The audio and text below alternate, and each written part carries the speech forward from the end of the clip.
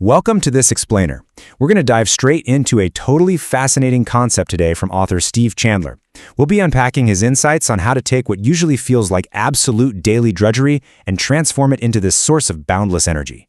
You know, we've all had those mornings where motivation just feels completely out of reach. But what if the secret to unlocking incredible focus isn't actually about how much sleep you got, but how you organize your thoughts? Well, let's get right into the architecture of purposeful motivation. So, for almost his whole life, Chandler was super intrigued by that universal cliche we've all heard a million times, the idea that your entire day is basically dictated by whether you woke up on the right side of the bed. Actually, back when he was a struggling songwriter, one of his very few hits was a country rock song that played off this exact idea.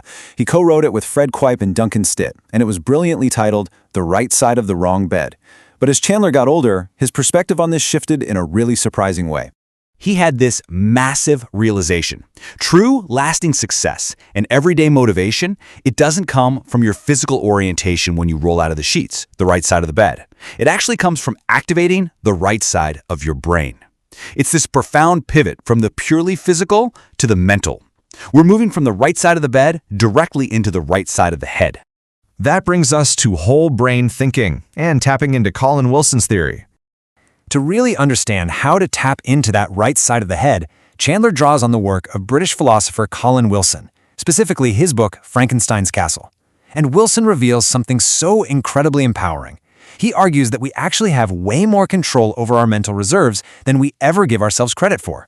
Whole brain thinking isn't about being rigidly logical on the left or just floating around being purely creative on the right. It's a higher state that brings both into perfect alignment. It basically lets us consciously reach right into that right brain and pull out vital energy and fresh ideas exactly when we need them. We are not just at the mercy of our passing moods. We literally have a controllable reservoir of energy just waiting to be tapped. So naturally, you're probably wondering, how do we actually access that reservoir? Well, according to Chandler's take on Wilson, there is one master key. The single thing that stimulates the right brain more than absolutely anything else is a high sense of purpose. Purpose is the ultimate trigger. It's the switch that unlocks all that hidden right brain energy and just floods your system with the motivation to get things done. Let's look at the power of purpose, the sack of sand versus the injured child. Okay, understanding the theory is one thing, but feeling how it fundamentally changes your physical capacity, that's a whole different ballgame. I want you to vividly imagine, right now, having to carry a massively heavy physical load all the way across town. Think about the burning in your muscles, the utter exhaustion, the sweat, the sheer willpower it takes just to put one foot in front of the other. How do you think your brain is reacting to that kind of intense, grueling physical load? This is where Chandler's core concept shines. If that heavy load is just a giant sack of sand, your logical left brain is going to be incredibly upset. It's going to analyze the situation, flag the task as totally boring and completely tedious, and you are going to feel every single agonizing ounce of that exhaustion. But what if that exact same load is a badly injured child? And let's say she weighs the exact same amount as that bag of sand, everything instantly changes. You'd carry her that exact same distance to the hospital, but you'd do it with this miraculous, almost superhuman surge of vital energy. And that energy, it's being mainlined directly from your right brain. That is the staggering, undeniable reality of what purpose does to the human brain. Think about it for a second. The physical reality didn't change at all. The physical weight is identical. The distance across town is identical. The only thing that shifted was the purpose behind the action. By injecting a high sense of purpose, you totally bypass the left brain's whining about drudgery, and you plug straight into the right brain's limitless vital energy. It's pretty amazing, right? So, directing your motivation. How do we make the left and right work together? Obviously, we don't want to go around waiting for life or death emergencies just to feel motivated on a Tuesday. So how do we intentionally orchestrate this connection to master our everyday self-motivation? Chandler says it becomes genuinely exciting when we treat it as a deliberate process. Step 1.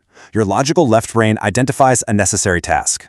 Now, normally it might stop there and start complaining about how boring it is. But in Step 2, you actively train that left brain to assign a powerful, meaningful purpose to the task.